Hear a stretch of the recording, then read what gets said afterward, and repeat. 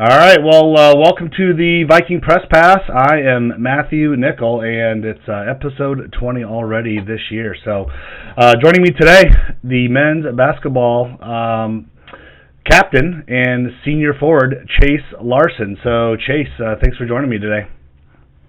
Yeah, thanks for having me, Matt. Really appreciate you inviting me on, and absolutely love what you're doing for Augie sports and athletics and all that, and connecting, the players with family, friends, alumni through this podcast. So I think it's great.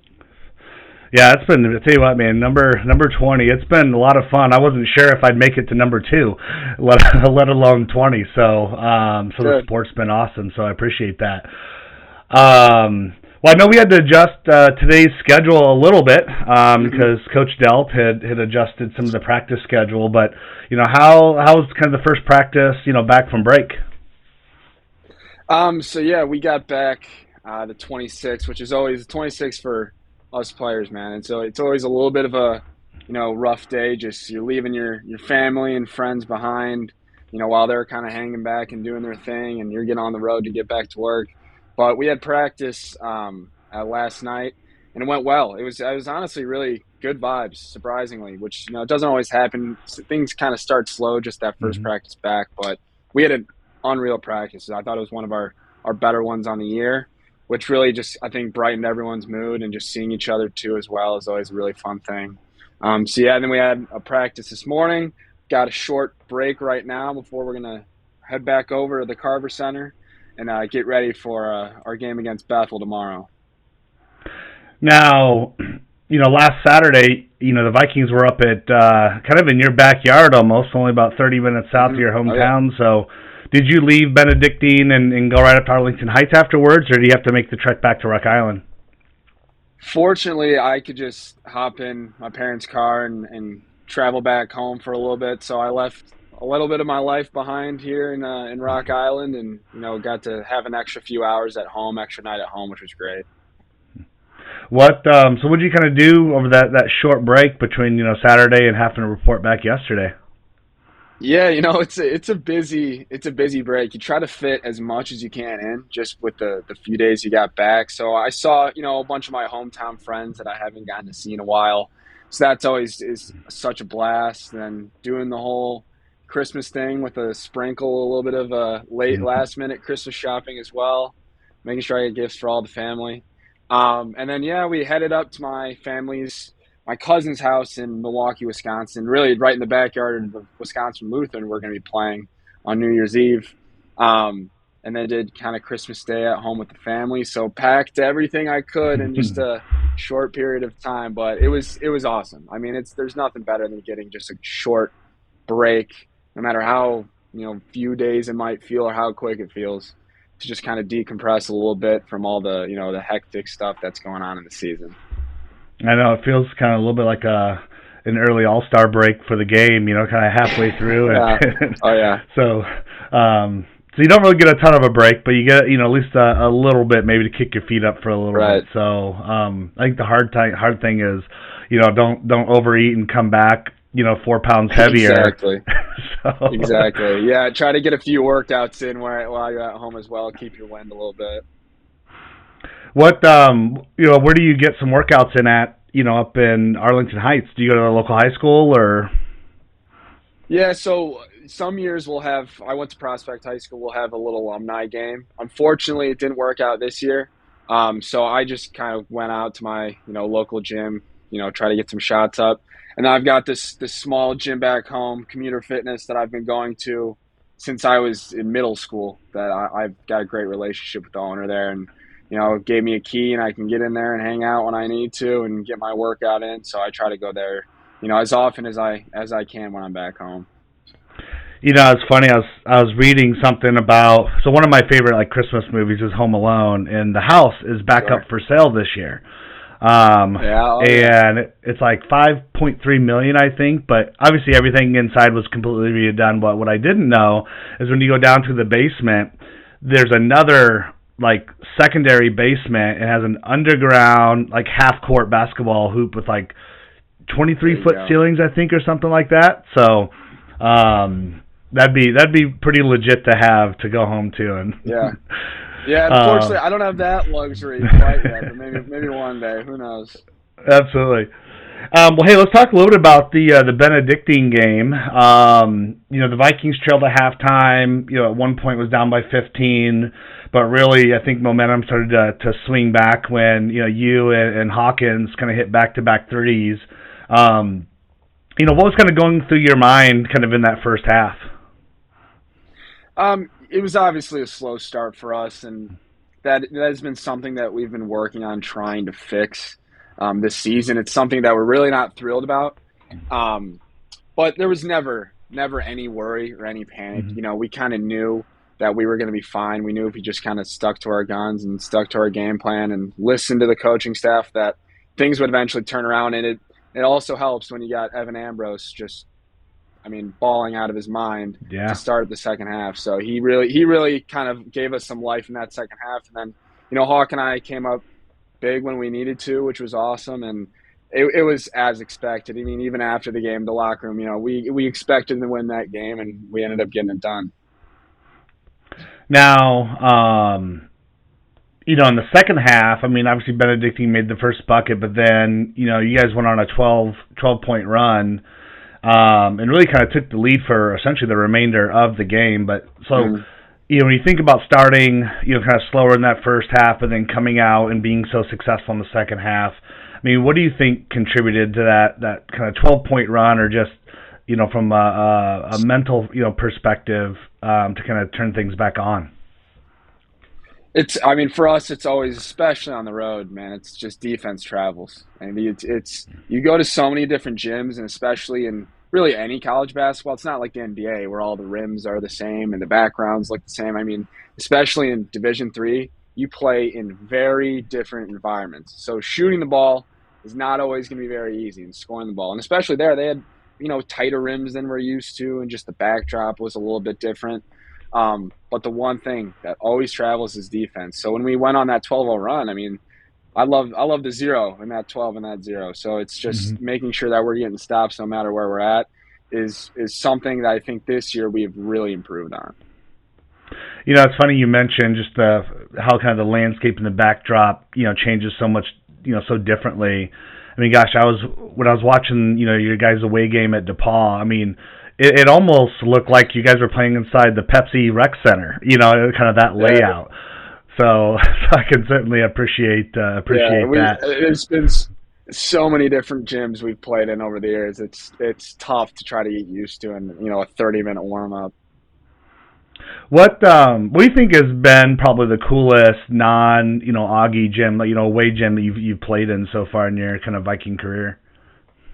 No, man. And this is my answer has always been the same. And everyone on my team looks at me crazy, but I love playing at North Central. I don't know why. I love the old gym. I love that it feels like we're in this huge airplane hangar. Now, they have some of the tighter rims in the league. But I just love the old, kind of Chicagoland area feel to the gym. Mm-hmm. That's something I've always liked. Even in high school, we played at Notre Dame in the suburbs, and I love that kind of really old style gym. So I really like it there. I think it's kind of a cooler place that we get to play at. Yeah, absolutely. Well, I know I saw, was it last week, I think they announced, the 15-year kind of broader, I think, athletic plan, whatever that necessarily looks like. So I'll be curious to see kind of what comes, to some of the changes within kind of even Carver Center, over the next, 10, 12 years or so. So, yeah. Now you've been a 3-year starter, for the Vikings. Vikings are off to the best start, 7-3 in your 4-year career. What do you feel is maybe different about this team in this year as opposed to teams in years past?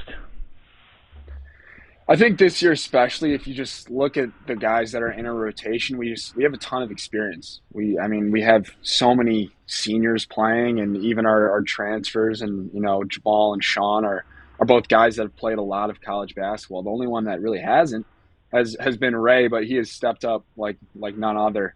So I think that experience that we know what it feels like to be in a close game. We know what it feels like to play in all these different environments and play on the road. So we're kind of just using that experience to our advantage. And I think also the connection that us senior class that we have with each other has been something that it's really taken a step this year.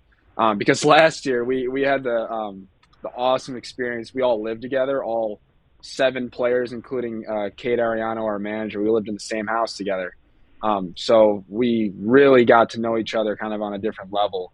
I think that's just translated. It's Mm-hmm. made it easier for us to kind of sink into our roles, whatever that looks like. If that's scoring the ball, coming off the bench, playing defense, whatever that is, we're much more comfortable in that this year than we have been in the past. And I think too, just the consistency now with our staff has been great as well. I think we're really getting into more of a routine and getting comfortable with what a coached up staff, and process looks like. I think that half year last year, he was trying to kind of figure it out too, because it's his first time, being head coach as well. Mm-hmm. So there's a lot of learning process for him, and he's been, very honest and vocal about that. And I think, he and Coach Malik are really, hitting their stride as a staff and giving us everything that we need to be successful on the floor too. That's awesome. Now, as a 3-year starter, I mean, you've started every game so far since the beginning, of your sophomore year. But I think what unique as well is you also have led the last 3 years in average minutes, played, really per game. So, with that, how do you feel like your leadership has evolved kind of on and off the court over the last 3 years?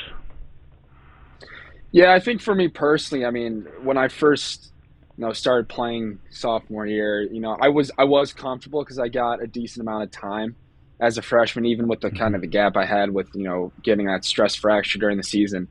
But, every single year the game just slows down, and that goes for any player in really any sport that's playing at the college level. You just get more comfortable, what you're doing more, and if you're in the same system, you just get to really know the system as well. So I think that's allowed me to help, bring guys along that are a little bit newer to whatever role that they're playing in. And also, when we get in tight games down the stretch, I'm not freaking out. I kind of know what we need to do to seal the game, and so that has helped me be a lot more comfortable on the floor. And then, the leadership stuff off the floor as well has been something that I've still working on, and I'm sure I'll continue to work on, further into my professional career. And that's something, that has been a focus of mine and a focus of all of us, is to be better leaders off the floor. And that kind of just looks like pulling, our underclassmen guys together, trying to get the team more connected off the floor, because the most connected teams off the floor, in my opinion, are the best teams on the floor as well. Absolutely. Now, kind of looking back at your 3-year journey, I mean, what moments or maybe like milestones kind of stand out to you? Ooh, that's a good question. Moments or milestones? Trying to think of any games. One really fun game was when we got Coach Delp's first win. That one, I think that was against Benedictine at home. I think it was right after the break.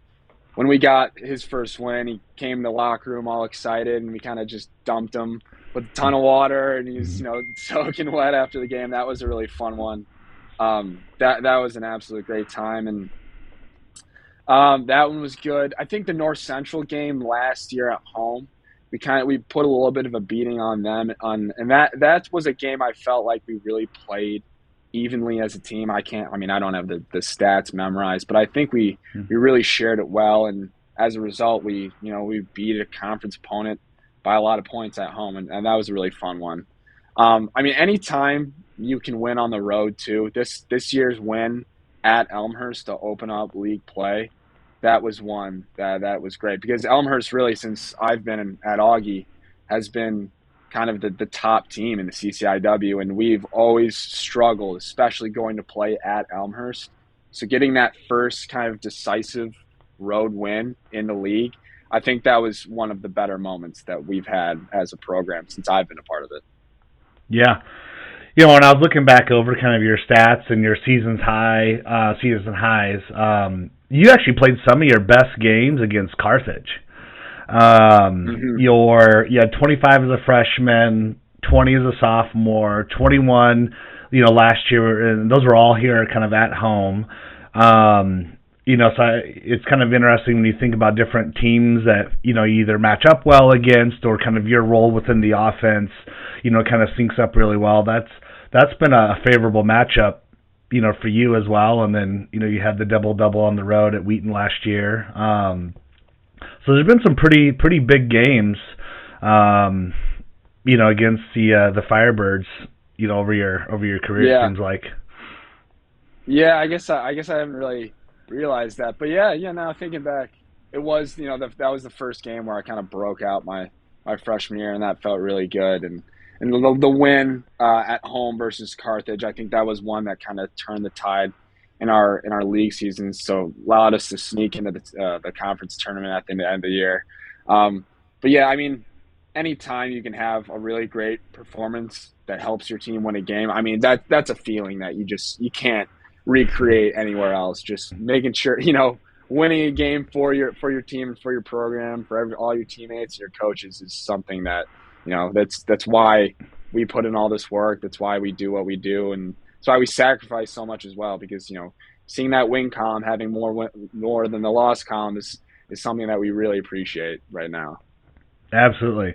Well, and really, so far this team is kind of tracking along, the lines of those 2016 and 2019 teams, in a number of not just wins, but kind of stats across the board. Mhm. So it isn't necessarily correlation, it is causation, but I like to think Sure. there's something to influence it a little bit. Yeah, I saw that post that you put out with that comparisons of the stats and everything. That Yeah, is cool. That's something that I'm glad you did that, because that made me feel a little bit better about where we're at. Because I think the one great thing that Coach Up does for our program is just make sure that we always kind of have this sense of urgency that hmm maybe makes us feel like we're a little bit behind, so we have to work that much harder to make up ground, even when maybe in his mind, and maybe I'm giving him too much credit, that we're not as behind as he makes us feel like we are sometimes. But that sense of urgency, man, it makes us work every day, in and out of practice. absolutely. Well, I think what's a little bit interesting, you've mentioned just kind of Delp's coaching style so much. I've really noticed he definitely takes a ton of time. Will go down to the end of the bench and does a lot of in-game coaching off the court as well, which I think is, it's unique. I think it's definitely timely, a lot of times, but Hmm. it feels like since he's kind of taken over the program, and really from that Illinois college game, his first game, when he took over last year, the communication between players and the coach, and even with Malik and Lamont and everybody else that's on the bench, feels like the communication continues to grow and enhance, and I think be a strong suit to why there's been a little bit more success I think Yeah, early on as definitely. well. Yeah, I um mean, I love our just to touch on that for a second. I love our coaching staff, and what I'll say is when you have a guy like Coach Delp, who's the best skill developer in the Quad Cities, and one of the probably the better ones in the nation, in my opinion. Having that in your ear during a game is more than valuable, and having Coach Lamont, who has the most experience out of anyone I've been around playing professional ball all over the world, being in your ear as well about just little adjustments to make in game, it makes absolutely all the difference. Absolutely. Now I saw, Coach Giovanni. He's been, kind of around the Carver Center a little bit. Was it the Elmhurst game that he came in and did a pregame speech at? It was the Dubuque game. He came The big in. game. Yeah, I think it was after the Dubuque game, after we sealed that one. Okay. What's it like, kind of, being able to interact with him? I mean, he's a legend staple. Delp is cut from his cloth, essentially. What was it kind of like, kind of being in his presence and being able to interact with him a little bit? Yeah, so fortunately for the guys that have been here all 4 years, when we went on our Greece trip after our freshman season, Coach Giovanni and his wife were actually with us on that trip. So we got a lot of time to interact with him during that experience, and he watched us play. And he wasn't too involved in the basketball side of things. I think he kind of wanted to give that our staff at that time, more of the reign. But it was awesome just to have conversations with him and learn a little bit more about his background and all the work he put in to create this program, because a lot of the stuff that Coach Delp preached and Coach Jesse preached as well previously came from Coach Giovanni. So kind of being in his presence, you find yourself kind of sitting up a little bit straighter sometimes and being a little bit more engaged. It really demands that room and demands that respect. But yeah, getting to be around somebody like that, who's been so unbelievably successful, and really a lot of us are still grateful for what he did for this program. It's so cool. So whenever you get the chance to pick his brain, it's definitely a valuable experience.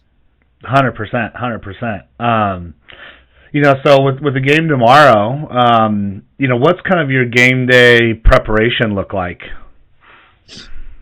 Mine, as a team, we normally have our game day, practice walkthrough in the morning. And then after that, depending on where we're at, we'll have a team meal if school's not in session and the dining hall is not open. So I'm assuming we'll have some sort of team meal. They kind of like to keep it a little bit of a secret from us and surprise us with whatever we're doing, which is great. But after that, I try to get a nap in depending on what time the game is at. I've always liked to do a little bit of reading. I think it just calms me down before a game. I'm somebody who has always gotten super nervous before games, no matter how much experience I have playing basketball. Right before that game, I'm nervous as hell, waiting for that tip. So just trying to calm myself down as best as I can is something I try to do.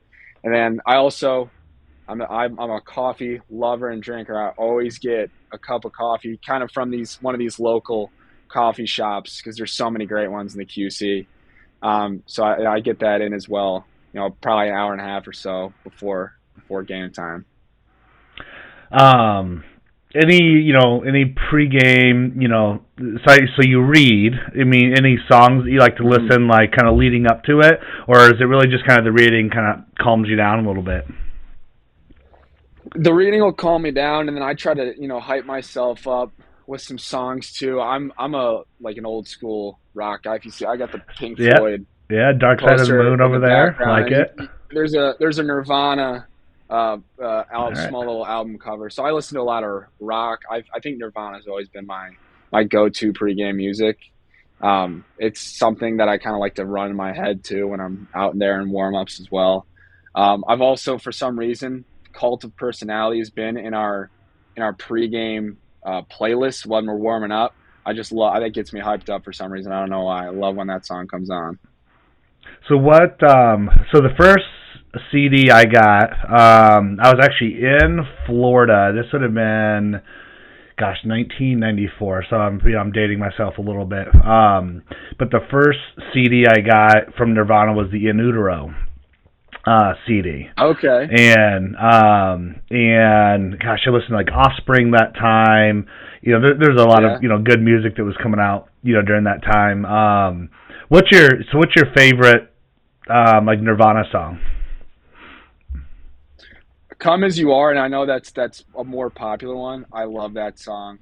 I listen to it pretty much before every single game, and Smells Like Teen Spirit. That's another very go-to generalized Nirvana song, one that I listen to pretty much every single game as well.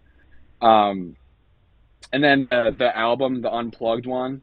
That's been my study music for some reason. When I'm writing a paper, I love throwing that on and just going, right to work and typing. I love just listening to it straight through.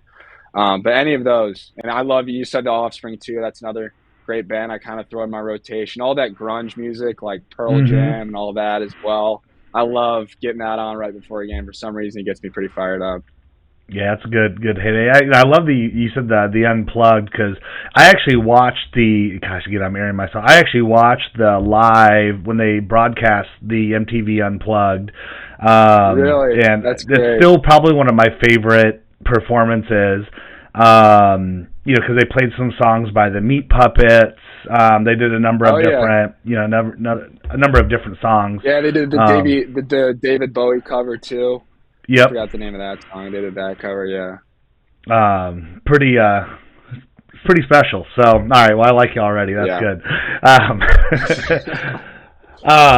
So, kind of non basketball related stuff. I think a little bit about like life after Augie. So you're a history education major. What kind of inspired you to pursue history education? For life after Augie. Man, I've had some phenomenal teachers. I was really fortunate to be in an awesome area where the public schools were just great.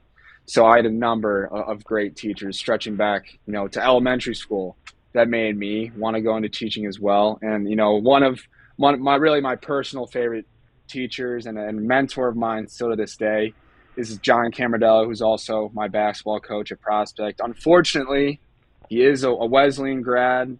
He's a phenomenal basketball player. He's part of their Final Four team, I think, in the late 90s, early 2000s at Illinois Wesleyan. So we have a little bit of a bitter rivalry twice a year. But, he was a big reason why I wanted to be a teacher, why I want to, be a coach as well.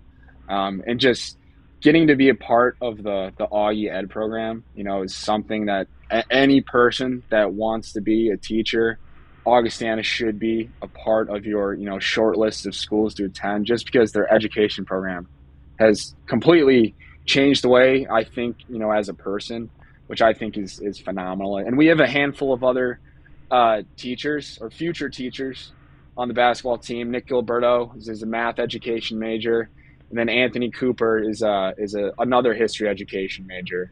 And we've all had just unbelievable experiences being in this Augie Ed program. I was reading a little bit about the program last night, and I'm trying to recall exactly what like the lead-in sentence was when they tried to describe it, but it was almost like experiential learning, or I can't remember exactly, but it's a different way they try to force your critical thinking using historical events. Oh yeah. What are some kind of ahas, or when you've been going through that curriculum that's kind of stood out to you that you think is kind of unique to either Augie or just that program as a whole?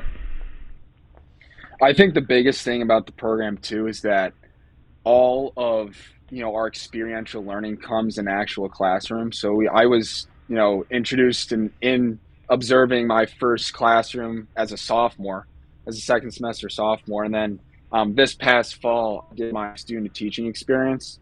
So I was full blown Mr. Larsen freshman American history teacher at Pleasant Valley High School, and I was actually with Coach Van Wetzinga, who's the football coach there. So I spent pretty much every single day working a big boy job, and doing that whole thing. So just getting to actually have that experience and getting to be the lead teacher in a classroom and doing all the work, lesson planning, instruction, grading, all of that was a very grueling, because you're just not used to having that much on your plate, especially with basketball as well. But I mean, the most rewarding experience that I've had in my short life so far. Now, did you know Van Wetzinga? I mean, he's probably one of the best linebackers to ever play at Augie. And as I was, I was looking at, I saw your LinkedIn, and that you taught at PV, and I was like, I wonder if he was with Rusty, because his son just entered the transfer portal from Iowa, and then went to Northern, or committed to Northern, decommitted, now is going to Central Michigan. But I was like, oh man, I wonder if Chase could like send a text to say, hey, how about that Augie? We could use him on the football field. Yeah. Yeah. Oh yeah. And I Vanden, he's a pretty humble guy when it comes to that stuff. So he wasn't outward and telling me how unreal his career was. I mean, he played 3 sports. I saw he's in the Viking Hall of Fame. He's got his plaque up in Carver.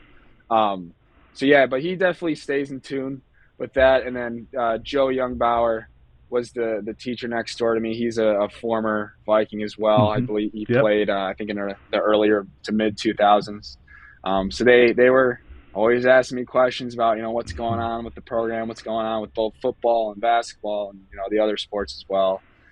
So having that connection, and it was also nice that they understood kind of my schedule outside of school. So when I needed a little bit of backup, I could call on Coach Van to help me out a little bit. That's awesome. Um, Now, what's kind of your favorite historical period or event? Ooh, favorite historical period or event. Real recently, I've been doing a lot of reading from ancient Greece. I've gone all the way back to the birth of democracy and all that stuff. So I've done a lot of my reading on philosophy from Plato, Socrates, all the very older philosophers. And I just read a really interesting book by Plutarch, who's one of the old ancient Greek philosophers, talking about being in politics. And I thought it was just super relevant because of obviously everything that's going on in the United States with the election and all of that. And a lot of what he was talking about being a really great politician just felt super relevant, to what we're living through right now. Um, so I thought that was really cool. And it's cool that there's so much parallels. And that's why I love history so much. There's so much parallels between things that have happened, oh so long ago, to everything that's going on in our Hmm. lives today. So getting to read that was pretty awesome. Now, have you gone out to DC and spent much time out in the Smithsonian's out there? Oh yeah, so last 2 summers ago, I did an internship with MIT, and one of the experiences I got to do was go out to like an intern conference in Washington D.C. So I headed out there a few days before the conference started because I have some family out there that I stayed with, and did the whole. I did Arlington National Cemetery. I did some of the Smithsonian museums. I got to walk along the National Mall and see all of that, and I Hmm. I did it completely alone, which was kind of weird. I felt strange just walking around by myself doing the whole thing, but I got to really nerd out for a while in DC, which I thought was really cool. And yeah, I mean, they've opened up some new ones. I hadn't been to DC in a number of years, so they have a really big African American museum, which I recommend to anyone because that was super eye opening and super cool to walk through. You say you did it by yourself. Like 3 years ago, I was out there for the National Association of Workforce Boards, and it was when the cherry blossoms, wherever it was, were blossoming. But I, Sure. I did the same thing. I popped in my earbuds. I rented one of those little Yeah. electric, scooters, and I literally went all over Yeah. DC just to kind of check things out. And Hmm. then came back the next year and brought my wife with me, and and we just spent a couple days just her and I just going all the different museums, and I love the American Yeah. History Museum. That was probably one of my favorites Yeah. It's that a we good got to one. spend a lot of time in and see the Star Spangled Banner, and then like George Yeah. Washington's uniform and the hat that Abraham Lincoln was wearing. God, but yeah, like you said, I mean, there's so many great things out there to go and do, and highly recommend. I mean, we want to take our boys back, Oh yeah. and just spend like a week out there. So, That'd be great. um, now looking ahead to tomorrow, so Hmm. Vikings are hosting Bethel here at home at 3. Any insight to what the Vikings can expect from the Royals tomorrow? Yeah. So I have a little bit of connection with Bethel. I was recruited by their head coach, Coach Filzen, when I was doing that whole thing as a senior in high school, and he was actually the coach at Lawrence University, up in I believe Appleton, Wisconsin. And he was one of my favorite coaches that I got to interact with. He and Coach Walkenfuss was his assistant at the time, who's now actually the head assistant at Hamline, who we narrowed out a win earlier this year. But I really enjoyed the recruiting process with him and really strongly considered going to play for him. That's how much, I really thought he was such a great coach. So I'm expecting, a phenomenally coached team. And that's always a tough team to play against, is when they can combine that staff with the players. They'll really make you work. And they're a strong offensive team. They've got a few guys that can really score, and they're also a younger team too. So I'm assuming that they're going to have some real success going forward, and they've already shown some early success as well. I believe they're 8-2, and 2-0 in conference. So we're expecting a really solid test, which is always good. It's always good to have non-conference teams come and play you that really give you a run for your money and really make you work. And I'm expecting it to be a real close game tomorrow. Well, yeah, I mean, then you guys are going to travel up next Tuesday, like you said, to play the 17th ranked, Wisconsin Lutheran. So, I mean, you have two back-to-back pretty big tests, coming right out of the holiday break. So, but it's nice when you're starting out, at least the first one, kind of at home, so you don't feel like you've got to, you're traveling tonight or kind of early in the morning and you got to battle that as well. So, now, also, tomorrow is Campers Night. Do you want to maybe share, do you know much about kind of what tomorrow and they can expect for the young campers that will be visiting? I don't know exactly a ton of what we've got in store, but if it's anything like last year, there's going to be some time after the game for a lot of the players to interact with the campers that, were there this past summer, or looking forward to be there next summer as well. And they'll get to interact with a lot of the coaches they have. It's usually a tradition in the program that the underclassmen, usually incoming freshmen, will be the camp counselors during that time. So we're really hoping we get a good turnout. We can see some of those young kids that we were working with over the summer. And it's always great to see, young players that are kind of getting their start in the game. And we understand, as, Augustana Vikings, that a lot of these young guys, look up to us. And so we hold ourselves to that high standard because we just know how important that relationship can be. Yeah, absolutely. Well, it's funny. I was talking to, my son about it, because he went to the camp this summer and, and he's kind of he's kind of a more nervous kid, more reserved. He loves every game. He comes to me. He actually worked the score table in that doubleheader, with me, worked the score table. But I was like, hey, you can get a calendar and go have them. He goes, oh, we'll see, we'll see.